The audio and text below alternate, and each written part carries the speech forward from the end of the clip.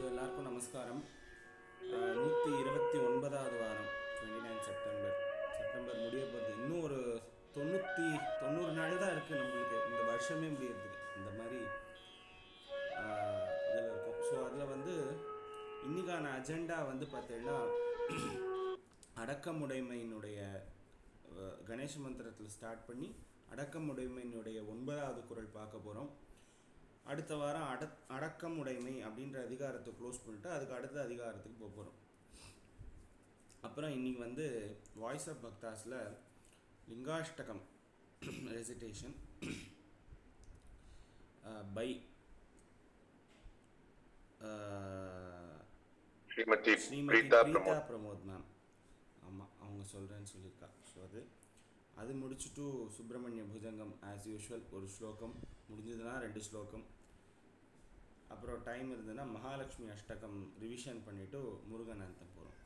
So இதுதான் இன்றைக்கான agenda.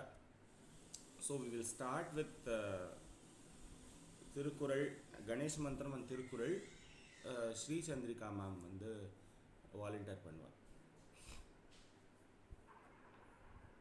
Vakratunda महाकाय कोटि सूर्य समप्रभः निर्विघ्नं कुरु मे देव सर्वकार्येषु सर्वदा. भले இன்னொரு தடவை சொல்லுங்க. वक्रतुंड महाकाय कोटि सूर्य समप्रभः निर्विघ्नं कुरु मे देव सर्वकार्येषु सर्वदा. सिद्धि विनायक मूर्ति की जय. எஸ், நீ ரொம்ப எல்லாரும் பிரசித்தம்னா அவ்வளோ பிரசித்தமான ஒரு திருக்குறள். அதாவது வாழ்க்கையில் தமிழ் அப்படின்னு செகண்ட் லாங்குவேஜ் எடுத்து படித்தவாளுக்கு வந்து தெரியவே தெரியாதுன்னு சொல்லக்கூடிய ஒரு திருக்குறள். திருக்குறள் அப்படின்னு சொன்னேன்னா அகர முதல் எழுத்தெல்லாம் அதுக்கப்புறம் டக்குன்னு ஞாபகம் வரக்கூடிய ஒரு திருக்குறள் அப்படின்னு நிறைய இதுக்கு ஒரு பில்டப்பை கொடுக்குறோம். அடக்கமுடைமை அப்படின்ற அதிகாரத்தில் பார்த்துன்னு வரும். எதை அடக்கணும் அப்படின்னு வள்ளுவர் சொல்கிறார். உடல், மொழி, மெய் அப்படின்ற 3 விஷயங்கள் அடக்கணும் அப்படின்னு ஸ்பெசிஃபிக்காக ஜென்ரலைஸ்டாக 5 குறளில் சொன்னார். ஸ்பெசிஃபிக்காக அடுத்த 5 குறளில் சொல்ல போகிறார். அந்த 5 குறளில் நம்ம ஆல்ரெடி வந்து 3 குறள் பார்த்தோம். அதில் ஃபஸ்ட்டு குறள் வந்து உடலை பற்றி சொன்னார், மெய் அடக்கம் அப்படின்றத பற்றி சொன்னார் 6வது குறளில். அப்புறம் 7வது 8வது 9வது குறள் வரைக்கும் வார்த்தையினுடைய பிரயோகத்தை தான் சொல்கிறாருங்க. இப்போது டாக்டர்கிட்ட போகிறோம், அவர் வந்து மருந்து எழுதி தரார். எப்படி எழுதி தரார்? இந்த மருந்தை காலையில் மட்டும் சாப்பிட்டா போகிறோம், இந்த மருந்தை ராத்திரி மட்டும் சாப்பிட்டா போகிறோம், ஒரு சில மருந்து 3 வேளையும் சாப்பிடணும்னு எழுதி தரார் இல்லையா? அந்த மாதிரி அப்போது எந்த மருந்து ரொம்ப இம்பார்ட்டண்ட்னா 3 வேளை சாப்பிட்ற மருந்து தான் இம்பார்ட்டண்ட். அதனால் வர நோய் அது வந்து அதனுடைய தீவிரம் ஜாஸ்தி அப்படின்றது தானே உண்மையாக தோன்றுறது நம்மளுக்கு. அப்படி இந்த பக்கம் மெய்யடக்கத்துக்கு ஒரு குறள் சொன்னார், மொழி அடக்கத்துக்கு 3 குறள் சொல்கிறார். வார்த்தையை கட்டுப்படுத்துறது ரொம்ப கஷ்டம், அது ரொம்ப முக்கியம். அதனால் வார்த்தையினுடைய அடக்கத்தை 3 வேளை சாப்பிட்ற மாத்திரை மாதிரி நம்மளுக்கு வந்து 3 குறள் சொல்லி ரொம்ப அப்போ அதனோட இம்பார்ட்டன்ஸ் தெரியாது பாருங்கள். ஸோ இப்போ வார்த்தையினுடைய இம்பார்ட்டன்ஸ், வார்த்தையை வந்து அதனால தான் சொல்லுவாள். தமிழில் 2 வார்த்தை இருக்குது. அதாவது ஒலி அப்படின்னு ஒன்று இருக்குது, ஓசைன்னு ஒன்று இருக்குது. இந்த சைவ சித்தாந்தத்தில் ஓசை அப்படின்னா அது இந்த பிரகிருதி அந்த வெளியில் இருக்கிற ஆகாசத்தினுடைய சத்தத்தினால வர்றது ஓசை. இந்த சத்தம்னு சொல்கிறோம், அது ஓசை.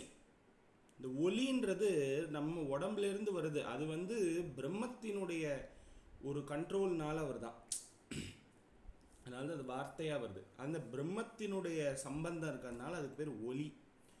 ஒலி நம்மளால் எழுப்புறது வந்து எதனால் அப்படின்னா ஜீவன் ஆத்மாலேருந்து எழறது, அதனால அது பேர் ஒலி. ஓசைன்றது வெறும் சத்தம், அது வந்து ஆகாசத்தினுடைய ஒரு இதனால வருது ஒலி, ஓசை. ஸோ இதுதான், அதனால தான் அலை ஓசைன்னு சொல்கிறோம். அலை ஒலின்னு சொல்ல மாட்டோம், அலை ஓசை, கடல் ஓசை இப்படி தான் சொல்கிறோம்.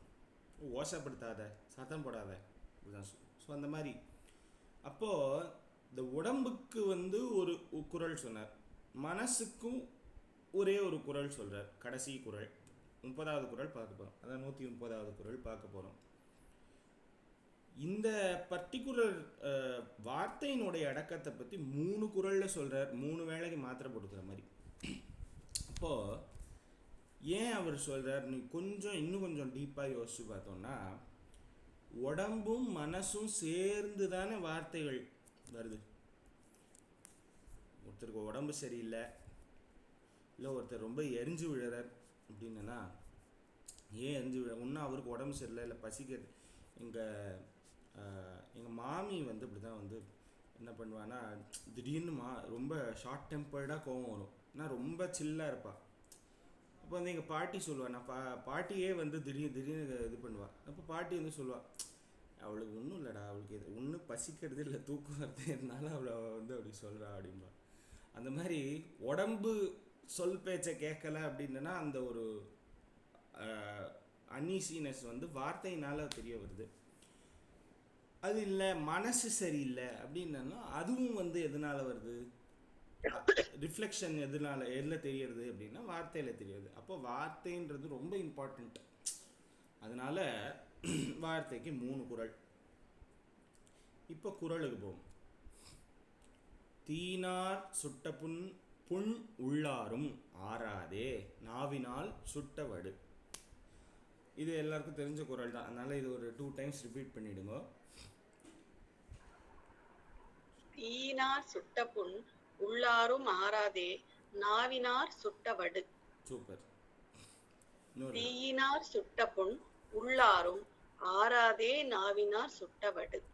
இப்போ இதையும் ஜம்பிள் பண்ணிக்கணும். தீயினார் சுட்ட புண் உள்ளாரும், நாவினால் சுட்டவடு ஆறாது. அதாவது திருவள்ளுவர் எழுதினதுலேயே நம்மளுக்கு புரிகிற மாதிரி இருக்கிற ஈஸியான திருக்குறள் இது ஒன்று இல்லையா? அடுத்த திருக்குறள்லாம் இப்போ நானே இந்த வாரம் இல்லை, போன வாரத்துலேருந்தே மண்டே உடச்சுன்னு இருக்கேன். ஐயோ இது இப்போ எப்படி இன்டர்பிரேட் பண்ணுறது அப்படின்னு. இந்த மாதிரி அடுத்த குறள் அந்த மாதிரி இருக்குது. ஸோ இது ரொம்ப ஈஸியான அழகான அர்த்த புஷ்டியான ஒரு குறள். இதில் வார்த்தை அப்படிங்கிறது நம்ம பார்த்தோம் பரிமேலழகர்களுடைய போன குறளில் 3 விதமாக சொல்கிறார். என்ன விதம் அப்படின்னா, தீய சொல்லாவன 3 விதம், ஆக்சுவலாக 4 விதம். ஒன்று பொய், தீங்கு பயக்கும் பொய், குறளை கடுஞ்சொல் அப்படின்னு பார்த்தோம். 4வது பயனில்லா சொல், அதுவும் வேஸ்ட்டு தானே, வேஸ்ட்டாக பேசுகிறதும் வேஸ்ட்டு தான். அதனால் பயனில் சொல்லாமல் இருக்கிறது, பயனில்லாத வார்த்தைகள் பேசுறது அப்படிங்கிறது அதுக்கு அது ஒரு அதிகாரமே வச்சுட்டார். ஸோ இந்த 3, இந்த பொய், குறளை, கடுஞ்சொல்லுக்கு இந்த அடக்கம் ஒன்றே போகிறோம். அதனால் அடக்கத்திலேயே ஒரு அடக்கமுடைமையிலேயே சொல்லிடுவோம் அப்படின்னு அவர் சொல்லிட்டார் போல் இருக்கு. ஸோ அப்போது நம்ம இந்த தீச்சொல் எப்படி யூஸ் பண்ணுறோம் அப்படின்னா, ஒரு ஒட்டகத்தை எக்ஸாம்பிள் எடுத்துக்கணும். இந்த ஒட்டகம் என்ன பண்ணுமா, பாலைவனத்தில் இருக்கிற அந்த கேக்டஸ் தான் சாப்பிடும். அந்த கேக்டஸில் இருக்கிற முள் அதனுடைய வாயில் அது குத்தி அது ரத்தத்தை உண்டு பண்ணுமா.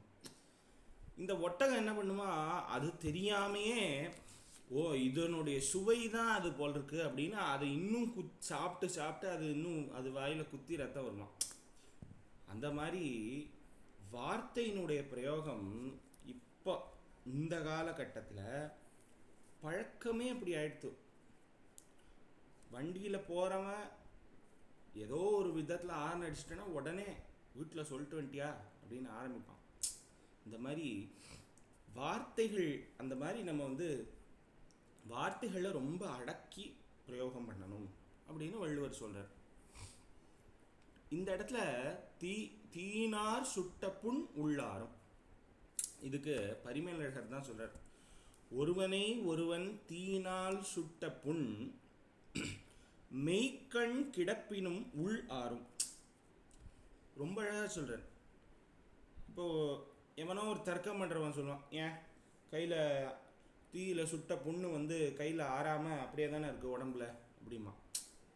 அதனால அவர் சொல்கிறார், மெய்க்கண் கிடப்பினும், உடம்புல தெரிஞ்சாலும் மனசில் ஆறிடும். சரி ஓகே, அடுத்த வேலையை தூக்கி போட்டு தொடச்சி போட்டு அடுத்த வேலையை பார்ப்போம். குக்கர் சுட்டுறதுன்னா என்ன, குக்கர் சுட்டுது, குக்கர் எப்படியாவது பழி வாங்கணும் அப்படின்னு இருப்போமா? இல்லை, அது வந்து சரி ஓகே ஏதோ தெரியாமல் நம்ம ஏதோ பண்ணிட்டா சுட்டு போயிட்டு அப்படின்னு ஒரு அது உள்ளாரும். அது மனசளவில் போய் அது பாதிக்காது. ஆனால் நாவினார் சுட்ட வடு ஆறாது. அப்போ நான் ஒரு வார்த்தையை விட்டுட்டோம் அப்படின்னா போச்சு, வார்த்தையை அதனால எதை கொட்டினாலும் அள்ளிடலாம், வார்த்தையை கொட்டினா அள்ள முடியாது அப்படிம்பாள். அந்த மாதிரி இந்த வார்த்தையினால் ஒருத்தரை வந்து அது வந்து சுட்டனா அது அதனுடைய வடு ஆறாது. அப்போது அந்த புண்ணு இந்த இந்த இடத்துல பாருங்க, புண்ணு வடு ஏன் ரெண்டு இடத்துலையும் புண்ணுன்னு யூஸ் பண்ணல? இது ஆக்சுவலி வந்து சின்ன வயசுலேருந்து எனக்கு வந்த கொஸ்டினுக்கு நேற்றுக்கு தான் ஆன்சரே கிடச்சிது. இந்த மாதிரி தீயினார் சுட்ட புண் உள்ளாரும். இப்போ நாவினால் சுட்ட புண் உள்ளாராதுன்னு எழுதிருக்கலாமே, ஏன் சுட்ட வடுன்னு எழுதுறாரு அப்படின்னா சொல்லுங்களேன் யாராவது, புண்ணுக்கும் வடுவுக்கும் என்ன வேற்றுமை? அது ஸ்கார், வடுனா ஸ்கார், அது வந்து ஸ்கார் லைஃப்ல இருக்கும். பொண்ணுன்னா ரணமா இருக்கிறது. வடு வடுவால பிரச்சனை இல்ல, வடுக்கு சென்ஸ் இல்ல. இல்ல வடு வலிக்காது, பட் மத்தவாளுக்கு பாக்குறவாளுக்கு தெரியும் அந்த இம்பாக்ட். அந்த இடத்துல வந்து ஒரு மார்க் இருக்கு அப்படின்னு தெரியும். அந்த பர்சனாலிட்டிலேயே அது ஒரு மார்க் வந்துற மாதிரி.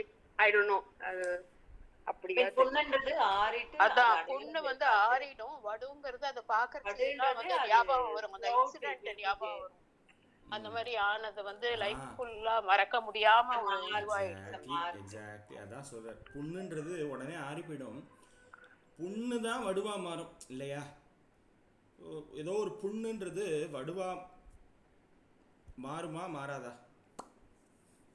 கண்டிப்பா அதோட இம்பாக்ட் வந்து அந்த புண்ணோட இத பொறுத்து இருக்கு வந்து. ஆமா, it depends on the wound. நமக்கு வந்து ஏதோ அடிபட்டு இதுவா இருந்ததுன்னா மறந்து போயிடும் வந்து. ஆமா, வேற யாராவது நம்மள தள்ளி விட்டு அதனால நம்மளுக்கு அந்த காயம் ஏற்பட்டதுன்னா அது வந்து நம்மள மனசுலயும் பாதிக்கும், இதுலயும் வந்து கண்டிப்பா அது வந்து ஆறினா கூட நம்மளுக்கு வந்து அந்த இன்சிடென்ட் வந்து மறக்காது. அதுதான் என்னைக்கும் நம்மள வந்து நினைவூட்டுற மாதிரி அது வந்து இருக்கிறது தான் வடு.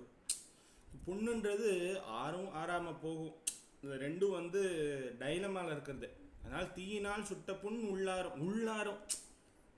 இப்போ இதில் வந்து பிரச்சனை என்னன்னா உடம்புல ஆறுறதா ஆறலையா அப்படின்றது வந்து ப்ராப்ளம் இல்லை. ஆனாலும் புண்ணுன்றது சில நேரத்தில் ஆறி அது வடுவே இல்லாமல் கூட போகலாம்.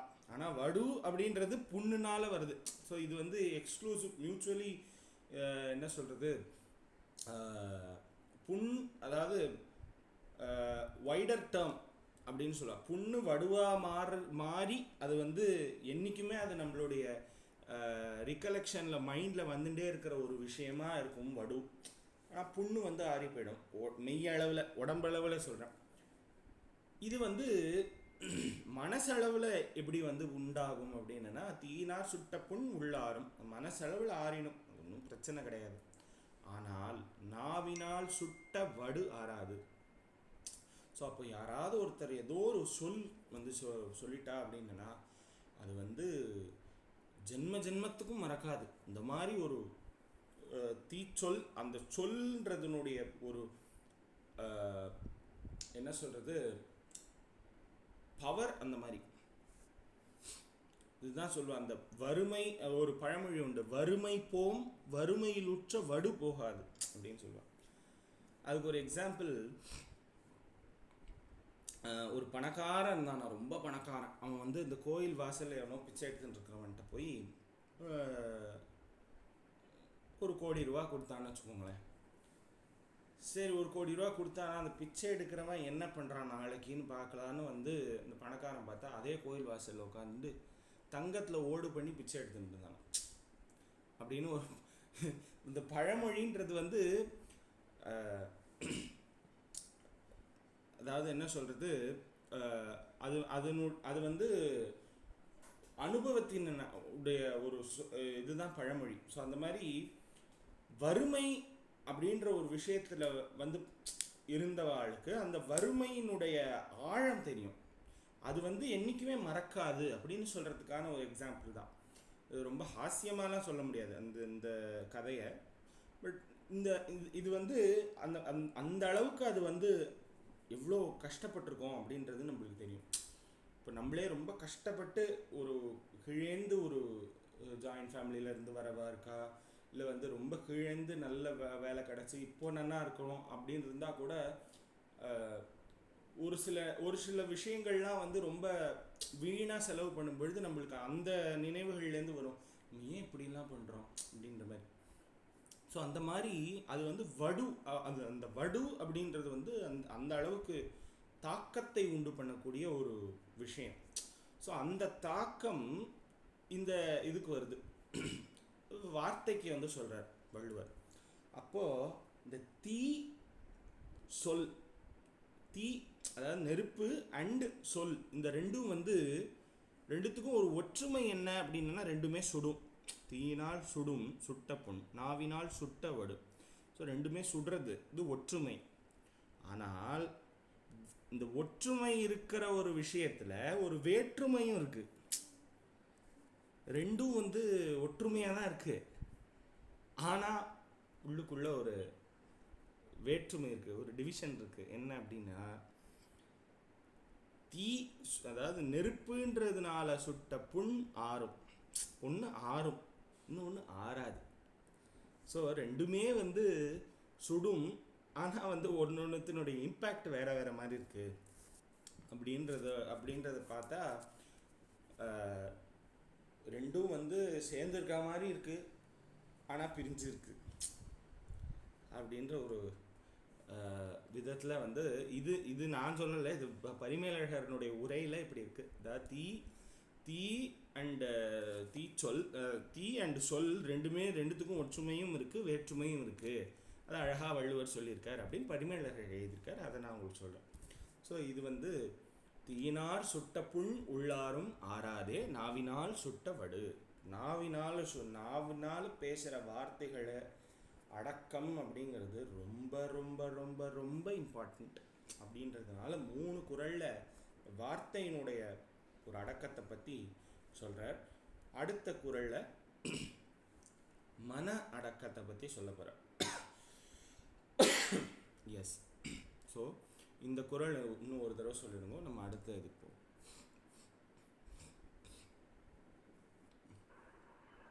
படிக்கவா?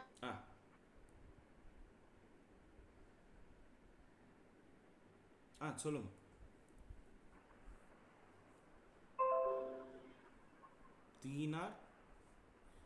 தீயினார் சுட்ட புண் உள்ளாரும் ஆறாதே நாவினார் சுட்ட வடு. ஓகே. ஸோ நாதன் நாமம் நமசிவாயவே, நாவிற்கு அருங்கலம் நமசிவாயவே. நமசிவாய நாமத்தை சொல்லணும். இது நம்ம பக்தியினுடைய ஒரு பக்தி பாயிண்ட் ஆஃப் வியூவில் என்ன பண்ணணும் அப்படின்னு நம்ம இப்போ கன்க்ளூட் பண்ணுறோம். ஓகே, அடுத்தது வாய்ஸ் ஆஃப் பக்தாஸில் இந்த வாரம் வந்து பிரீதா பிரமோத் மேம் வந்து லிங்காஷ்டகம் வந்து ரிசைட் பண்ண போகிறாங்க. So over to Preetha Pramod ma'am. எல்லாரும் நான் எல்லாருமே சொல்லுவோம், பிரீதா பிரமோத் மேம் வந்து சொல்கிறதையும் கேட்போம். எஸ். நமஸ்காரம். நமஸ்காரம். ब्रह्ममुरारि सुरार्चितलिङ्गं निर्मलभासित शोभितलिङ्गं जन्मजदुःखविनाशकलिङ्गं तत्प्रणमामि सदा शिवलिङ्गं देवनिप्रदरार्चितलिङ्गं कामदहर करुणाकर लिंगम पावनदर्प विनाशक लिंगम तत्प्रणमा शिवलिङ्गम् सर्वसुगन्धसुलेपितलिङ्गम् बुद्धिविवर्धनकारणलिङ्गम् सिद्धसुरासुर वन्दितलिङ्गम् तत्प्रणमामि सदा शिवलिङ्गम् कनकमहामणि भूषितलिङ्गम् पणितविवेष्टित शोभितलिङ्गम् दक्षसुयज्ञविनाशनलिङ्गम् तत्प्रणमामि सदा शिवलिङ्गम् चन्दनलेपितलिङ्गम् पङ्कजहार सुशोभितलिङ्गम् संस्कृतपापविनाशनलिङ्गम् तत्प्रणमामि सदा शिवलिङ्गम् देवजनार्पितलिङ्गम् तिलकरकोटिप्रभाकरलिङ्गम् तत्प्रणमामि सदा शिवलिङ्गम् अष्टदलोपरिवेष्टितलिङ्गम् सर्वसमुद्भव कारणलिङ्गम् दरिद्रविनाशनलिङ्गम् तत्प्रणमामि सदा शिवलिङ्गम् सुरगुरुसुरवरपूजितलिङ्गम् पुष्पसदार्चितलिङ्गम् परमपरं परमात्मकलिङ्गम् तत्प्रणमामि सदा शिवलिङ्गम् लिङ्गस्तगमिदं पुण्यं यत्पठेत् शिवसन्निधौ शिवेन सह मोहते. சூப்பர் சூப்பர் சூப்பர் சூப்பரா, ரொம்ப நல்லா இருந்தது. பலே பலே. Thank you so much. இப்போ அடுத்த வாரம் வந்து யார் என்ன ரிசைட் பண்ண போறீங்கன்னு எனக்கு சொல்லுங்க. அதுக்கப்புறம் அதுக்கு அடுத்த வாரம் என்ன பண்ணணும்னா இந்த திருக்குறள் 10 முடிச்சோம் இல்லையா, அந்த 10ஐயும் அடக்கமுடைமை சாப்டர் அதுக்கு அடுத்த வாரம் ரிசிட்டேஷன் அப்படி வச்சுப்போம். எஸ். இப்போ சுப்பிரமணிய புஜங்கத்துக்கு போ. சுப்பிரமணிய அப்படி சொல்லணும். ஸோ ஃபஸ்ட்லேருந்து நம்ம இந்த ஸ்லோகத்துலேருந்து ரிவைஸ் பண்ணிவிட்டு அதுக்கப்புறம் வந்து இன்னைக்கான ஸ்லோகம் பார்ப்போம். 10வது ஸ்லோகத்தை இன்னைக்கு பார்ப்போம். ஸோ இந்த 10 ஸ்லோகங்கள் கூட யாராவது அடுத்த வாரம் சொல்கிறேன்னா கூட சொல்லலாம். ஃபஸ்ட்டு 10 ஸ்லோகம்ஸ். So yes. ஸோ இதுக்கு அடுத்தது யார் சொல்லணும்? ஸ்ரீ சந்திரிகா மேம்க்கு அப்புறம் சீதலா மேம். எஸ்.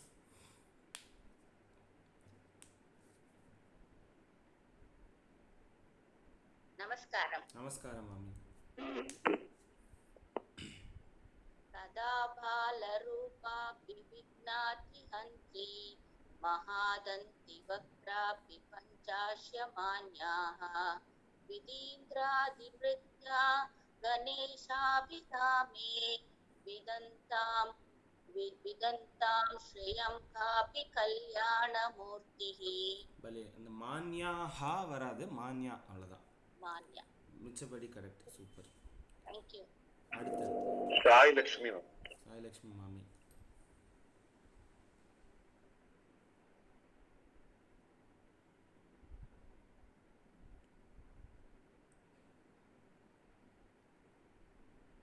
அடுத்தது காவத்ரி மேம்.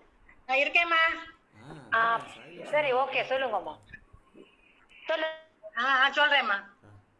न जानामि शब्दं न जानामि सार्धं न जानामि भक्त्यं न जानामि गत्यं सिते काषाढ ஷடாஸ்யா. என்னமா? சிதே சிதேகா சிதேகா ஷடாஷ்யா கிருதித்யோத்த ஹிருதித்யோததேமே. பலே. கிருதித்யோத்த தேமே முகானி சரந்தே கிருஷ்யாபி சித்திரம் गिरश्चापि चित्रम् என்னம்மா கிரஷ்யாபியா ஆமா गिरश्चापि ஓ கிரஷ்யாபி சித்திரம் ம், ந ஜானாமி சப்தம் ந ஜானாமி சார்தம் ந ஜானாமி பத்யம் ந ஜானாமி கத்யம் சிதேகாஷாட ஜாகிருதி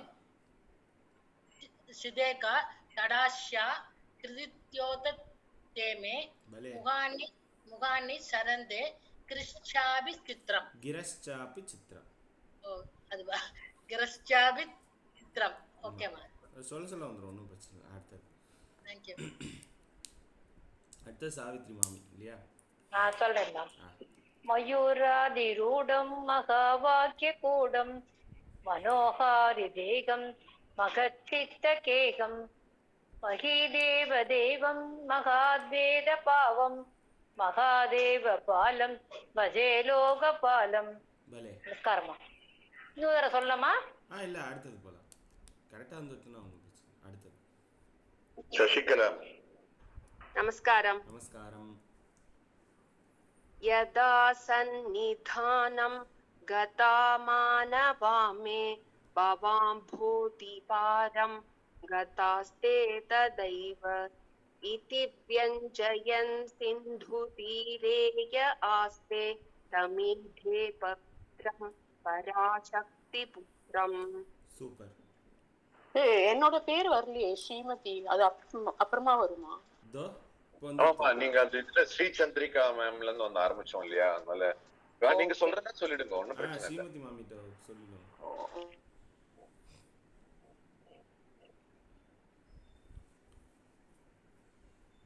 நான் நடுவுல ஆரம்பிச்சு நான் சொல்றேன். நாலாவது சொல்லணும். சொல்லு. நாலாவது தானே?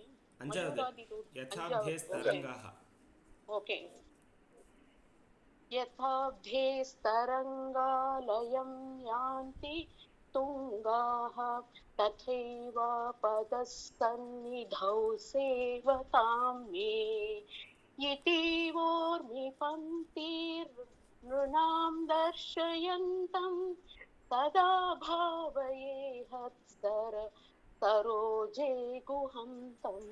ஹிருத்சரோஜே குஹம் தம். அது மட்டும். ஆம். तदा भावये हृत्सरोजे गुहन्तं. Super super super. அடுத்தது யார் சொல்லணும்? சரஸ்வதி. நமஸ்காரம். நமஸ்காரம்மா.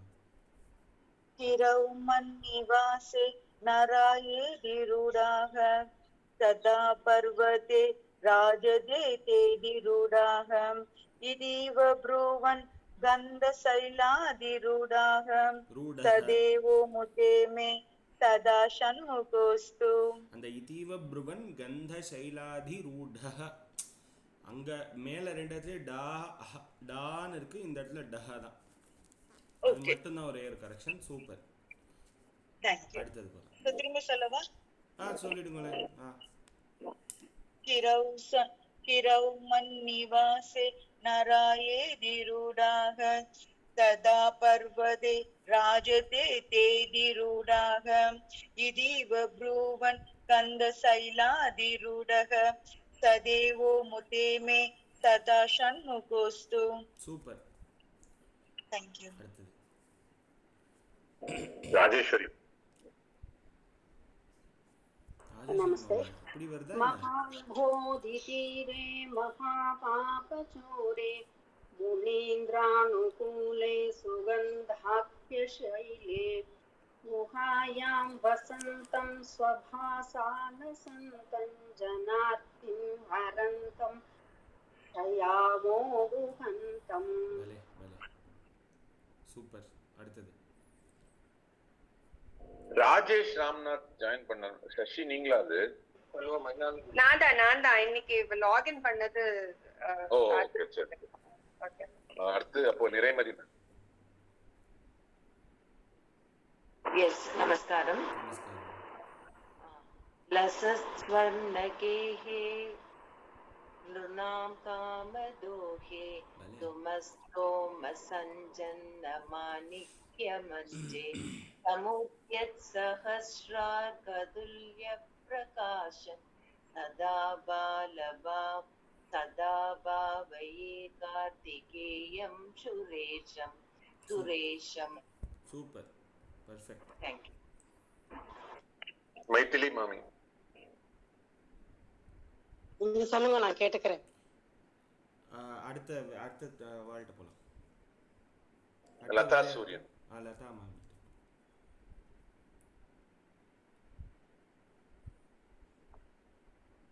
ஹலோ, சொல்லுங்க. தானே? ரணத்ஹம்சகே.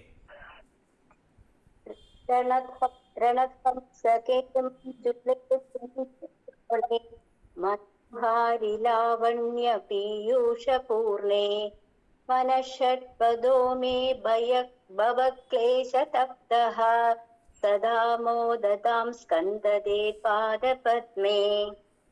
பலே, சூப்பர். சோ 9 ஸ்லோகங்கள். இல்ல அடுத்தது லக்ஷ்மி மகேஷ். லக்ஷ்மி மகேஷ் மேம் கிட்ட வந்து அது 10வது ஸ்லோகத்துக்கு போகும். ஸோ 9 ஸ்லோகங்களில் இந்த 9வது ஸ்லோகம் அவருடைய பாத பத்மத்தை பற்றி இருக்கிற ஸ்லோகம். இது ஒரு சௌந்தரிய லஹரி மாதிரி அழகாக ஒவ்வொரு அவருடைய தேக வர்ணனையாக இருக்குது. ஸோ அதில் முதல்ல பாதங்கள், இந்த பாதம் எப்படி தாமரை போல திருவடி தாமரைன்னு சொல்லுவாங்க. அந்த தாமரையை சுற்றி இந்த வண்டான என்னுடைய மனசு அதை சுற்றியே இருக்கட்டும் அப்படின்னு சொல்லி சதா மோதத்தாம் அப்படின்னு சொல்லி 9வது ஸ்லோகத்தை சொல்கிறார். அதுக்கு ஒரு ரிலேட் பண்ணுற மாதிரி ஒரு எக்ஸாம்பிள் கொடுக்குறார். ஸோ அந்த மாதிரி போன ஸ்லோகத்தில் பார்த்தோம். இப்போ அங்கேருந்து இப்போ என்ன பண்ணுறார் அப்படின்னா, இந்த 10வது ஸ்லோகத்துக்கு போகும்போது கட்டி தேசம் அப்படின்னு சொன்னால் இடுப்பு, இந்த இடுப்பு பிரதேசத்தை பற்றி பேச போகிறார். முருகனுடைய இடுப்பை பற்றி. அம்பாளுக்கு பேசினா கூட பரவாயில்ல, முருகனுக்கு என்ன இடுப்பை பற்றி பேசுகிறார் அப்படின்னா, அந்த அளவுக்கு அவர் சக்தி புத்திரம், பராசக்தி புத்திரம் இல்லையா. ஸோ அந்த மாதிரி முருகனுடைய இடுப்பு எப்படி இருக்குது அப்படிங்கிற இந்த 10வது ஸ்லோக வர்ணனையாக அந்த 10வது ஸ்லோகம் இருக்குது. இடுப்பினுடைய வர்ணனையாக அந்த 10வது ஸ்லோகம் இருக்குது. ஸோ அப்படி இந்த இடுப்பு எப்படி இருக்குது, அந்த இடுப்புக்கும் அது என்ன உணர்த்துறது. சும்மா இடுப்பை பார்த்து இப்போ சொல்லணும் அப்படின்றது அந்த விஷயம் கிடையாது. அது என்னத்தை உணர்த்துறது அப்படின்னு சொல்ல போகிறேன். தான் 10வது ஸ்லோகம், இதனுடைய இன்ட்ரடக்ஷன். ஸோ ஃபஸ்ட்டு இந்த ஸ்லோகத்தை பார்ப்போம், அதுக்கப்புறம் அதனுடைய மீனிங்கை பார்ப்போம். As usual. சுவர்ணாப. நமஸ்காரம். சுவர்ணாப திவ்யாம்பரைர் பாசமானாம்.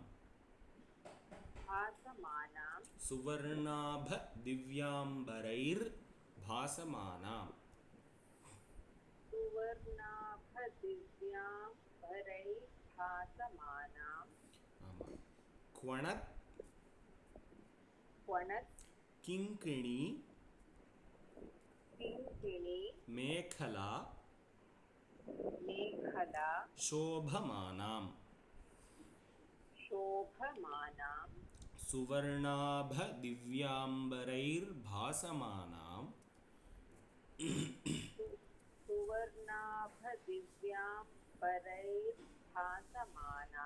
क्वणत् किङ्किणी मेखला शोभमानाम्. இப்போ சேர்த்து சொல்லுங்க ரெண்டு லைனே. சுவர்ணாப திவ்யாம் பரைர்பாசமானாம் க்வணத் கிங்கிணி மேகலா சோபமானாம். இன்னொரு தடவை.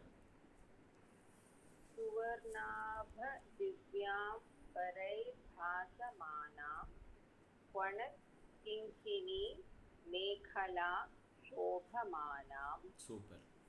लसद्धेम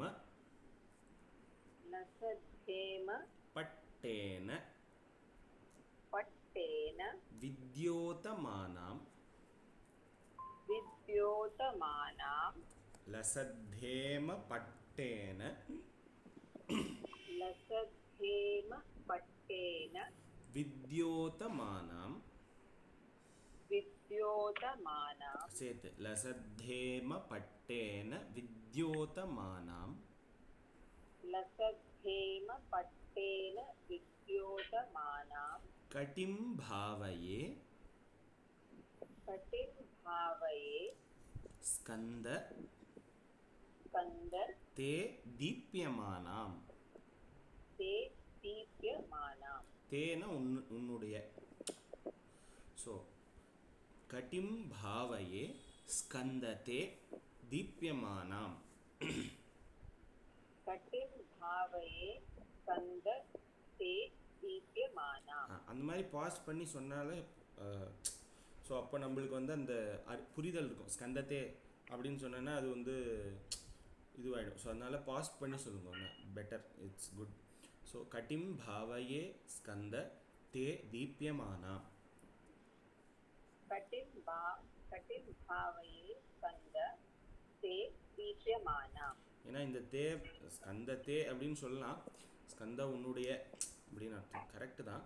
பட் இருந்தாலும் ஸ்கந்த தே ஹே ஸ்கந்த உன்னுடைய அப்படின்னு அந்த இதுதான், இந்த பாவம் தான், அது வேற ஒன்றும் இல்லை. தே தீப்யமானாம்னு படிச்சுடுவா சில பேர் சேர்த்து, தே தீப்யமானாம் அப்படின்னு வச்சுக்கலாம். ஸோ சுவர்ணாப கட்டிம் பாவையே முதல்ல அங்கேருந்து போவோம். தே ஸ்கந்த தீப்யமானாம் கட்டிம் பாவையே ஸ்கந்த தே தீப்யமானாம் கட்டிம் பாவையே. பாவையே பாவிக்கிறேன், தியானம் பண்ணுறேன். எதை தியானம் பண்ணுறேன் அப்படின்னா உன்னுடைய தே உன்னுடைய கட்டிம் இடுப்பு பிரதேசத்தை பாவிக்கிறேன். அது எப்படி இருக்கு? தீப்யமானாம். அது வந்து ஒன்றுமே இல்லாமல், ஒருவித அலங்காரமுமே இல்லாமல் ஸ்வயமாகவே பாசிக்கிற, அதாவது பாசமானாம். அது வந்து அதுவே வந்து ஒரு இதுவாக இருக்குது. அப்படி பாசிக்கக்கூடிய தீப்யமானாம், அப்படி வந்து அப்படி இருக்கிற சுபாவத்தினுடைய உன்னுடைய இடுப்பை நான் பாவிக்கிறேன். ஸ்கந்த தே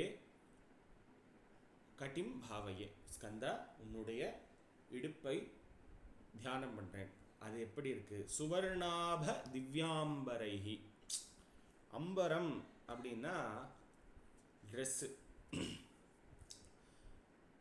இன்னொரு மீனிங் என்னன்னா ஸ்கை. ஸோ சுவர்ணாப திவ்யாம்பரைஹி பாசமானாம். ஸோ அது ஸ்வபாசம், அதாவது தானாக இதுவாக இருக்குது. அதாவது இப்போது நம்ம ஸ்கையை பார்த்தோம் அப்படின்னா அது எப்படி இருக்குது? அதுக்கு ஒரு அலங்காரம் இருக்கா? அது இருக்கா? ஒன்றும் கிடையாது. அது தானாக நம்மளுக்கு எல்லாமே தரதொல்லியும். மழையை வர்ஷிக்கிறது, இந்த மழையினால தானே, அதில் தானே நம்மளுக்கு சூரியன் இருக்குது, அந்த இதெல்லாம் இருக்குது, நம்மளை காத்து ரட்சிக்கிறது. அந்த மாதிரி உன்னுடைய கட்டிம், உன்னுடைய இடுப்பு அப்படி வந்து உலகத்தை காக்கிறது. இப்போது இந்த இடுப்பை ஏன் இவ்வளோ இதுவாக பண்ணுறா அப்படின்னா, விராட் புருஷன் அப்படின்னு சொல்லி ஒரு வேதத்தில் விராட் புருஷா, விராட் புருஷனுடைய ஒரு அங்கத்துக்கும் ஒவ்வொரு இடம், ஒரு இது, அந்த மாதிரி ஒரு விதத்தை இது பண்ணி அதிலிருந்து அந்த இடத்துல இது இருக்குது அப்படின்னு சொல்லும் பொழுது, அந்த விராட் புருஷனுடைய இடுப்பு பிரதேசமாக எதை சொல்கிறாங்கன்னா அந்த அந்த மண்டலத்தை சொல்கிறான். அதாவது விண்மண்டலம், அதாவது என்ன சொல்கிறது, ஸ்கை அப்படின்னு அதை வச்சுப்போம். ஸ்கையை சொல்கிறான். அப்படி அது வந்து எப்படி இருக்கா? அது மழையை தருது, எல்லாமே தருது, அது பிளாங்காக இருக்குது. ஆனால் வந்து அது வந்து இந்த ஸ்கை கேசிங்லாம் பண்ணுவாள். இந்த ஸ்கையை பார்த்துட்டே இருக்கிறவா, இந்த மாதிரி இருக்கிறவாலாம் இருக்கா. நான் கூட கொஞ்சம் நேரம் உட்காந்து அப்படி பார்த்துட்டே இருக்கேன். ஸோ அந்த மாதிரி ஸ்கை கேசிங் வந்து அந்த மாதிரி ஒன்றுமே இல்லாமல் இருக்குது, ஆனால் அவ்வளோ அழகாக இருக்குது அப்படின்ற மாதிரி ஒரு அர்த்தம். இங்கே அது அந்த மாதிரி மக்களுக்கு எல்லாமே தர்றது அந்த ஸ்கை. அந்த ஸ்கையோடைய கம்பேரிசனை அவருடைய இடுப்பை சொல்கிறார். இந்த ஸ்கையோட ஏன் இடுப்பை கம்பேர் பண்ணுறான்றது அந்த வேதத்தில் விராட் புருஷனுக்கு உன்னுடைய இடுப்பில் வந்து இடுப்பு பிரதேசமாக சொல்கிறது இந்த ஸ்கையை. ஸோ அந்த மாதிரி அதை கோட் பண்ணி இவர் சொல்கிறார் போல் இருக்கு. ஸோ அது எப்படி இருக்கா அந்த இடுப்பு அப்படின்னா, இவர் என்ன பண்ணுறார், கொஞ்சம் நம்ம ஆள் அலங்கார பிரியன் இல்லையா, நம்ம மாமாவை போல் மருமான் இந்த மாதிரி. ஸோ அதாவது ஜெயதேவர் அஷ்டபதியில் இருக்கிற எல்லா விஷயங்களையுமே வந்து நம்ம வந்து முருகனுடைய கம்பேர் பண்ணுற அளவுக்கு ஒரு குஹாஷ்டபதின்னு ஒருத்தர் எழுதியிருக்கார். கானாடு காத்தான் விஸ்வநாத சாஸ்திரிகள், விஸ்வநாத கவி அப்படின்னு அவர் வந்து எழுதியிருக்கார். எப்படி ஜெயதேவருக்கு அஷ்டபதி எழுதினாலும் அந்த மாதிரி குஹனுக்கு அஷ்டபதி எழுதியிருக்கார் அவர். ஸோ நாங்கள் வள்ளி கல்யாணம் பண்ணும்போது அதெல்லாம் பாடுவோம். ஸோ அந்த மாதிரி இது இவருக்கு ஆட்ரிபியூட் பண்ணுற எல்லா, அந்த கிருஷ்ணருக்கு ஆட்ரிபியூட் பண்ணுற எல்லா விஷயங்களுமே வந்து முருகனுக்கு அவ்வளோ ஈஸியாக போகும். ரெண்டும் அந்த அந்த அளவுக்கு வந்து இந்த பக்கம் அழகுனா முருகன் ஆர் கிருஷ்ணர் ரெண்டு பேருமே அழகு. ஸோ அப்படி ரெண்டு பேருக்கும் நிறைய ஒற்றுமைகள் இருக்குது. ஸோ அந்த விதத்தில் இவர் எப்படி இருக்கார் அப்படின்னு அந்த கட்டியினுடைய வர்ணனை, இடுப்பினுடைய வர்ணனை இருக்குது. சுவர்ணாப திவ்யாம்பரைகி, நல்ல தங்க கலரில் ட்ரெஸ்ஸு, திவ்யமான ஆபரணம், சாரி அம்பரக ட்ரெஸ்ஸு போட்டுருக்கார். அது வந்து ஜொலிக்கிறது. அப்புறம் அந்த இடத்துல இடுப்பில் என்ன இருக்குது அப்படின்னா கொணத் கிங்கிணி மேகலா. கொணத் கிங்கிணின்றது அந்த சவுண்டை சொல்கிறது, சவுண்டை சொல்கிற பதவாக்கியம். ஸோ அந்த இடத்துல வந்து கொணத் கிங்கிணி அப்படின்போது அது ஜனன்னு ஒரு சத்தம் போட்டு கிங்கிணி ஒரு சத்தத்தினுடைய ஒரு இதுவாக இருக்குது. கொணத் கிங்கிணி மேகலை அப்படின்றது வந்து ஒரு லூஸ் செயின், இடுப்பில் போட்டுக்கிற ஒரு லூஸ் செயின். அந்த மேகலா சோபமானா, அது சோபிக்கிறது. அதுக்கப்புறம் என்ன இருக்குது அப்படின்னா லசத்தேம பட்டேன, இவர் கொஞ்சம் பெல்ட்டெல்லாம் போட்டுருக்கார் போல இருக்கு. பட்டம் அப்படின்னா பெல்ட்டு. அது எப்படி இருக்குது, லசத்துனா ஒளி வீசக்கூடிய ஹேம பட்டம். அதுதான் லசத்து ஹேம, அது ரெண்டும் சேர்ந்ததுனால லசத்தேமன்னு மாறிட்டு. ஹேம அப்படின்னா கோல்டு, ஹாட்டகம் அப்படின்னா கோல்டு, ஸ்வர்ண அப்படின்னா கோல்டு. இதெல்லாம் கோல்டுனுடைய ஒரு ஒன்று கலர் பேஸ்டு வார்த்தை. இதான் சொல்லுவா பித்தலாட்டம்னு சொல்லுவாள் இல்லையோ தமிழில். பித்தலாட்டம்னா என்ன அர்த்தம் யாராவது சொல்லுங்க. கோல்ட் மாதிரி இருக்கு ஆனா போய் சொல்றது அதான் டூப்ளிகேட். அதுதான் அது வந்து அதனுடைய ஒரிஜினல் இது வந்து டேர்ம் வந்து பித்தளைய ஹாட்டகமாக சொல்லுவாளாம். அதனால அது பித்தள ஆட்டகம் அப்படி இருந்தது, பித்தளை ஆட்டமாக மாறிடுது தமிழில். பித்தளைய ஹாட்டகம்னு சொல்லி ஏமாத்துவா, பித்தளைய தங்கம்னு சொல்லி ஏமாத்துவாளாம். அதனால அது பித்தளை ஆட்டகம், அதனால பித்தளை ஆட்டம் அப்படின்னு தமிழில் வந்துடுத்து. அது தெரிஞ்சுது. ஸோ அந்த மாதிரி லசத் ஹேம பட்டேன், இந்த பெல்ட் எப்படி போட்டுருக்கார், தங்கம் கலரில் இல்லை, தங்கத்திலேயே பெல்ட்டு. லசத்தேம பட்டேன வித்யோதமானா, அது இவ்வளோ இதுவாக இருக்குது. அப்படிப்பட்ட இதெல்லாம் இருக்கக்கூடிய கட்டிம் பாவையே, உன்னுடைய இடுப்பை நினச்சேன்னா அது வந்து இந்த ஆகாசத்தினுடைய ஒரு ஆகாசம், அதான் ஸ்கை, அதான் சொல்லியிருந்தேன், ஆகாசத்தினுடைய ஒரு இதுவாக இருக்குது. அப்படிப்பட்ட அது வந்து எல்லாத்தையும் தர்றது, எல்லாருக்கும் கேட்டதை கொடுக்கக்கூடியது அப்படின்னு. ஸோ இது வந்து ஒவ்வொரு இது வர்ணனை. ஏன்னா அவர் வந்து ஃபஸ்ட்டு எடுத்தோடனே எங்கே இருக்கார், ஆதிசங்கரர் எங்கே போனார், எங்கேருந்து இந்த வர்ணனை எல்லாம் பண்ணிட்டு வரார், திருச்செந்தூர். ஓகே, திருச்செந்தூரில் நான் ஒரு இடம் சொன்னேன்,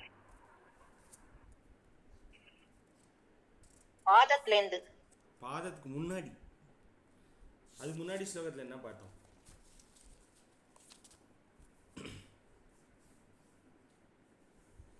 பள்ளியறையில் இருக்கார் அவர்.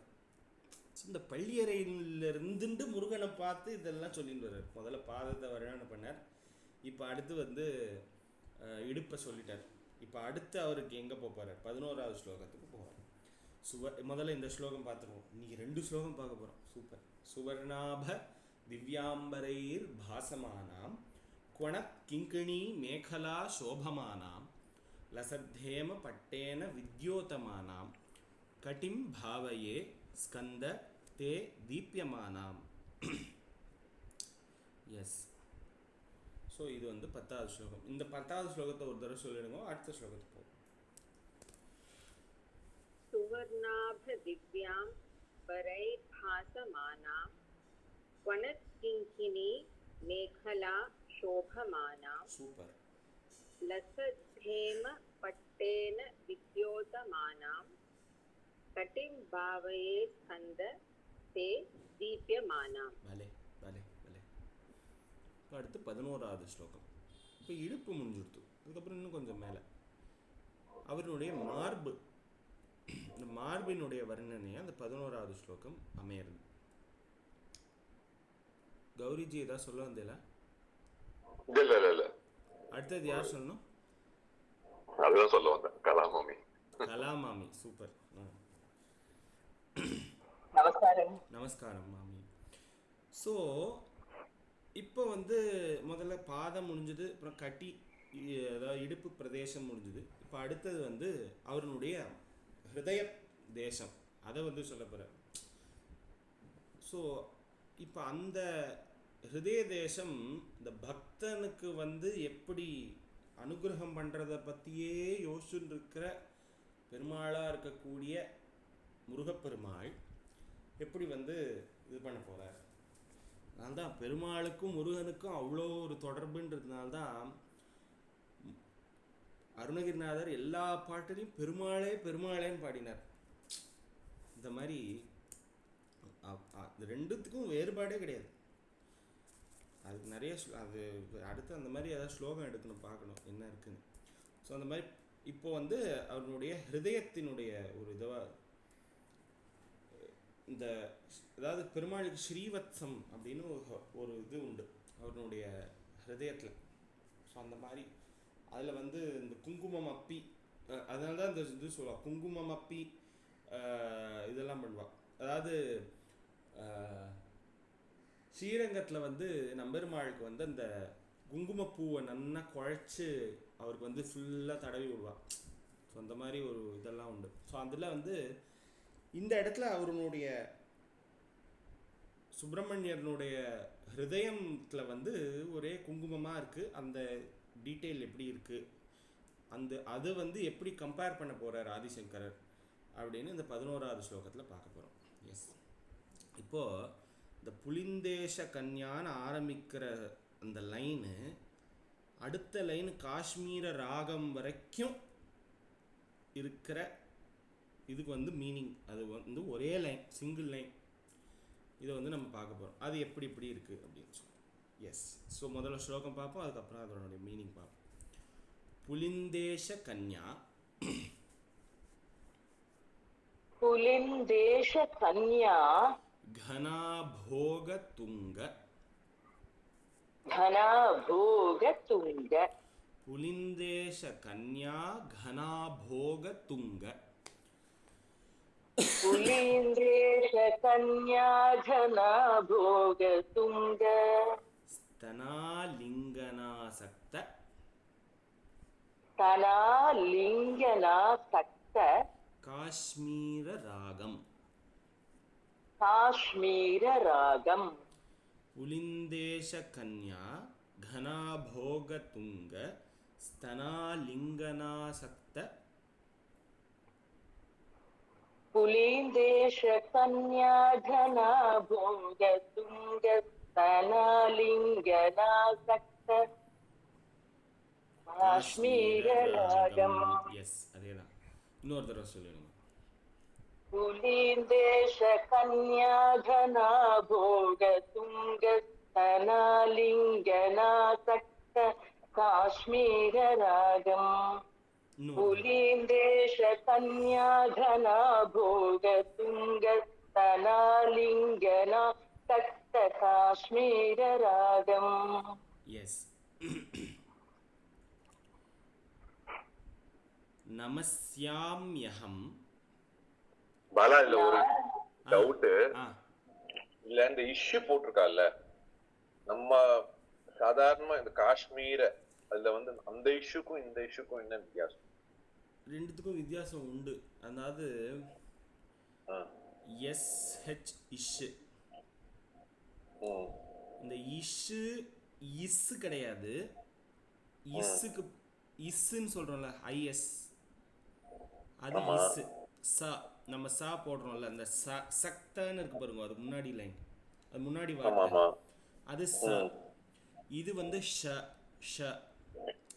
நம்ம இன்னொன்னு ஷா, இப்ப சங்கர், அந்த சங்கர்ல வர ஷா தான் இந்த ஷா. காஷ்மீரன்னு இஷ்யூ வருதுல்ல, இதுதான் இந்த ஷா போடணும் ஆக்சுவலி.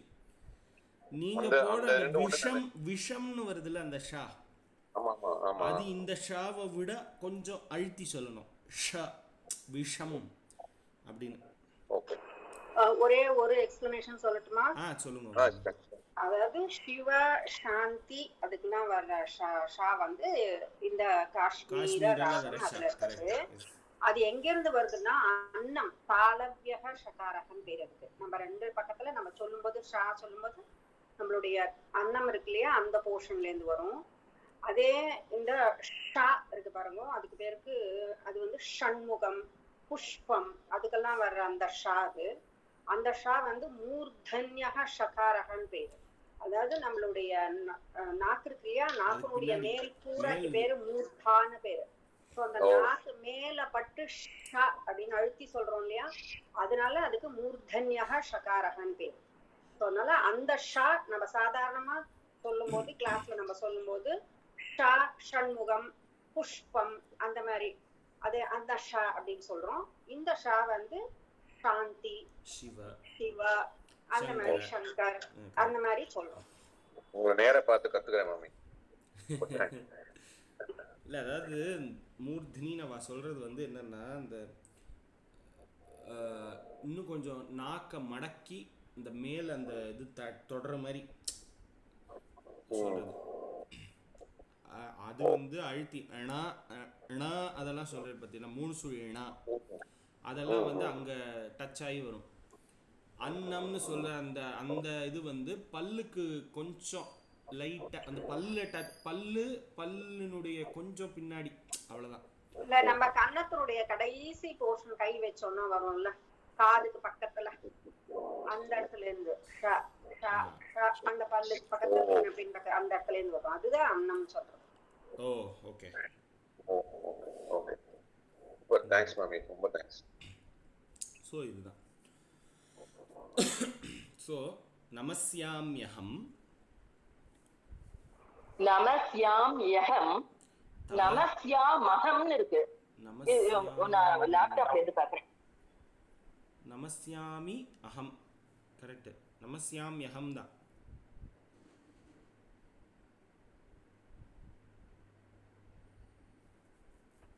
நமஸ்யாம்யஹம், நமஸ்யாமஹம், நமஸ்யாமி அஹம் தான். அதனால நமஸ்யாம்யஹம் தான் வரணும். Okay okay. நமஸ்யாம்யஹம் தாரகாரே தாரகாரே தவோரஹ தவோரஹ ஸ்வபக்தாவனே ஸ்வபக்தாவனே சர்வதா சானுராகம் சர்வதா சானுராகம். நமஸ்யாம்யஹம் தாரகாரே தவோரஹ நமஸ்யாம்யஹம் தாரகாரே தவோரஹ ஸ்வபக்தாவனே சர்வதா சானுராகம். ஸ்வபக்தாவனே சர்வதா சானுராகம். எஸ், அனுராகம், ராகம், அனுராகம். அனுராகம் அப்படின்னா ரொம்ப ஆசை அப்படின்னு பொருள், ரொம்ப பிரியமான. ஸோ இவருடைய ஹிருதயத்தை பார்க்குறார் ஆதிசங்கரர். பார்த்தா ஒரே குங்குமமாக இருக்கு அப்படின்னு சொல்கிறார். காஷ்மீரம் அப்படின்னா அந்த இது குங்குமம், காஷ்மீர ராகம். அப்படி பிரியமாக அந்த குங்குமம் பிரியமாக இருக்கிற குங்குமமாக இருக்குது அப்படின்னு இருக்கார் நெஞ்சில்.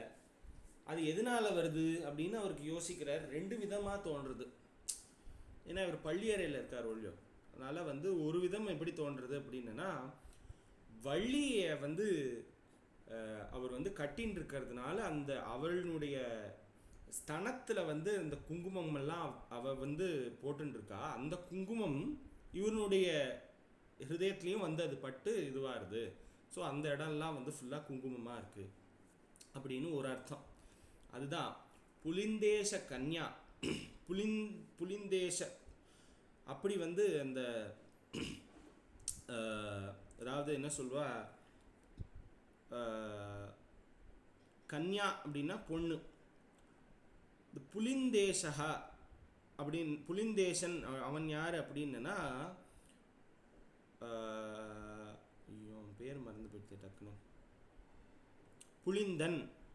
இந்த சனத்குமாரன், அந்த சனத்குமாரன் வந்து அதாவது 2 விதமான, அதுலேயும் 2 விதமான ஸ்லோகம் இது உண்டு.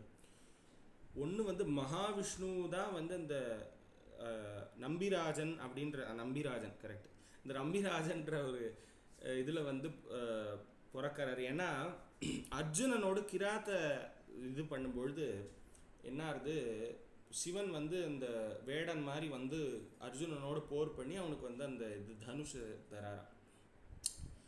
ஸோ இது தரும்பொழுது மகாவிஷ்ணு என்ன பண்ணுறாரு, அதை பார்த்துட்டு சிரிக்கிறாராம்.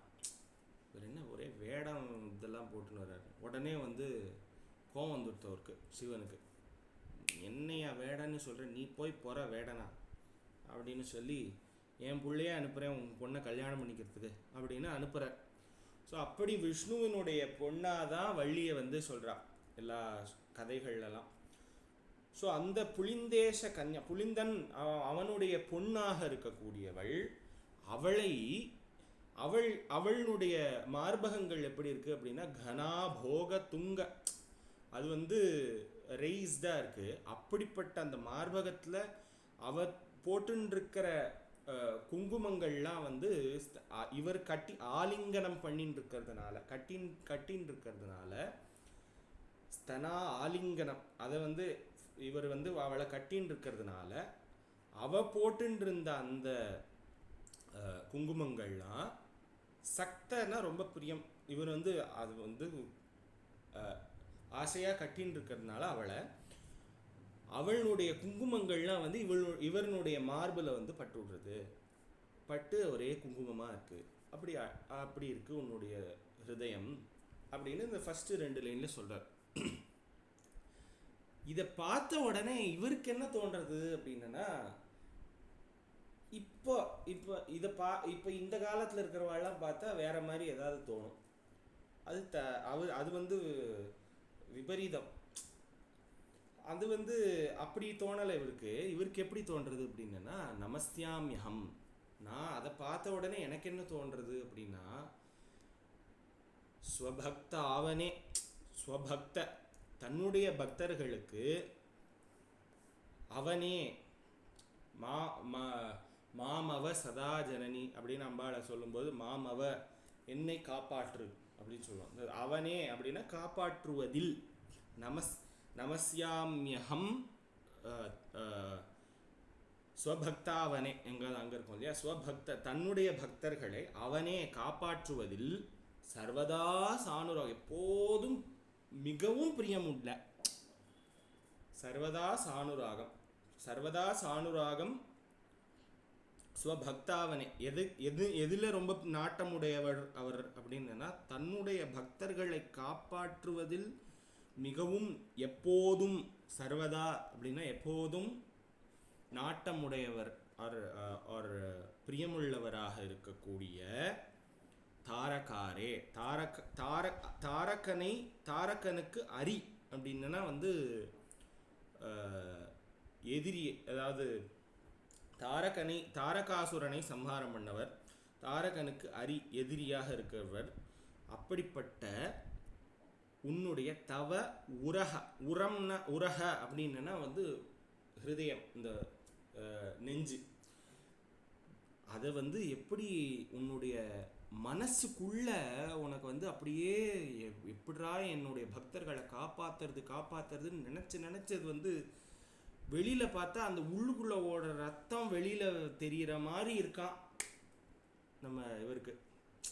அப்படி அது வந்து ரெட்டா இருக்கா, அதனால ரெட்டா இருக்கா, இதனால ரெட்டா இருக்கா அப்படின்னு அது அப்படி யோசிச்சு ஆதிசங்கரர் வந்து சொல்றாராம், நமஸ்யாம் அப்படிப்பட்ட உன்னுடைய மனசு, உன்னுடைய நெஞ்ச, அதாவது ஹிருதய தேசத்தை நான் நமஸ்யாமியகம், அதை அகம் நமஸ்யாமி, நான் வணங்குவேன், எப்போதும் வணங்குவேன்.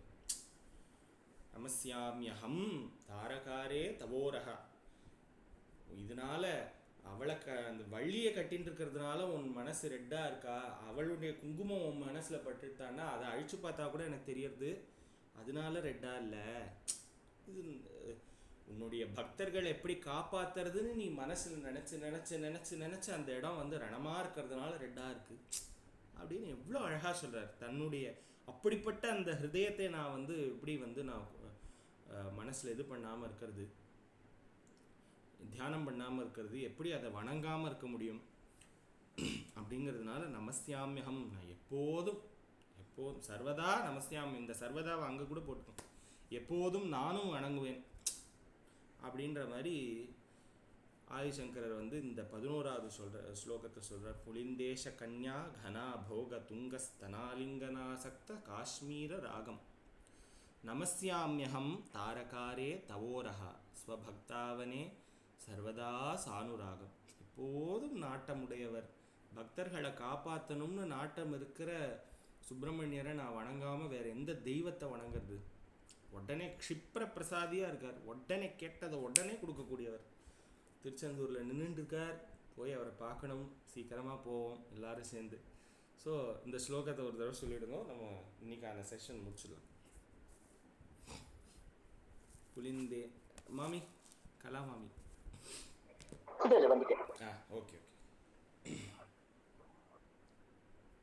புலிந்தேஷ கன்யா ஜனா போக துங்க ஸ்தனாலிங்கனாசக்த காஷ்மீர ராகம் நமஸ்யாம்யஹம் தாரகாரே தவோரஹ ஸ்வபக்தாவனே சர்வதா சானுராகம். புலிந்தேஷ கன்யா ஜனா போக துங்க ஸ்தனாலிங்கனாசக்த காஷ்மீர ராகம் நமஸ்யாம்யஹம் தாரகாரே தவோரஹ ஸ்வபக்தாவனே சர்வதா சானுராகம். ஸோ அப்போ உன்னுடைய பாதமானது, அதை பார்த்தா என்ன தோன்றது எனக்கு, பக்தர்களை காப்பாற்றுற அந்த ஒரு பவ கிளேஷ தப்தகா, என் பவம் இந்த சம்சார சாகரத்திலிருந்து தப்பிக்கிறதுக்கு ஒரு வழியாக தெரியறது. இடுப்பை பார்த்தா அது வந்து ஆகாசம் மாதிரி இருக்குது, அது வந்து எல்லாரும் என்னுடைய பிராணனையே ரட்சணை பண்ணுறது. உன்னுடைய மனசை பார்த்தா அங்கே பார்த்தாலும் நீ என்னடா அது பக்தர்களை எப்படி காப்பாற்றலான்னு யோசிச்சுன்னு இருக்க, இப்படி ஒரு தெய்வம் உண்டோ அப்படின்ற மாதிரி இருக்குது. அடுத்தடுத்து என்னென்ன சொல்ல போகிறாருன்னு அடுத்தடுத்த கிளாஸில் பார்ப்போம். எஸ். ஸோ இன்னைக்கான இது வந்து முருகனாந்தமோட வில் கம்ப்ளீட். அடுத்தது யார் சொன்ன முருகனாந்தம்? மகேஷ் மகாலிங்கம் சார்.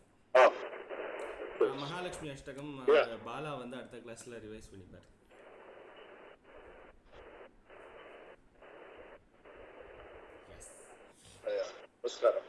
சிவகுஹகுமார பராச்சலபதியே சீரிலை வாயுரை நாதா செந்தூர் செந்தலி பழனாபுரிவா திருவேகரம் முறை கந்தா தங்கதி நிகர்த்த நிகாசலம் மந்தாய் செம்பழ முதிர்வனை எந்தாய் தவமருளாராதாரா தவ முனிவர் பணி வீரா தாதா கருண சுபேதா ஜெய ஜெய சங்கர பாலகமணியே தாரக மந்திர வினோதா சிவமே சிவமே சிவமே சரவண பவ சிவமே.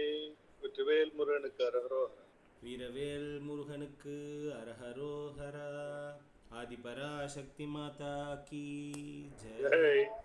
ஆஞ்சநேய சுவாமி கி ஜெய். ಧನ್ಯವಾದಗಪ್ಪ. Thank you. Next week Girija மாமியோட ஆரம்பிக்கணும் பாலா. நெக்ஸ்ட் வீக் கிரிஜா மாமியோட ஆரம்பிக்கணும். நெக்ஸ்ட் வீக் கிரிஜா மாமி கிட்ட இருந்து ஆரம்பிப்போம் திருக்குறள். ಧನ್ಯವಾದ. Thank you. ಎಲ್ಲರಿಗೂ ನಮಸ್ಕಾರ. ನಮಸ್ಕಾರ.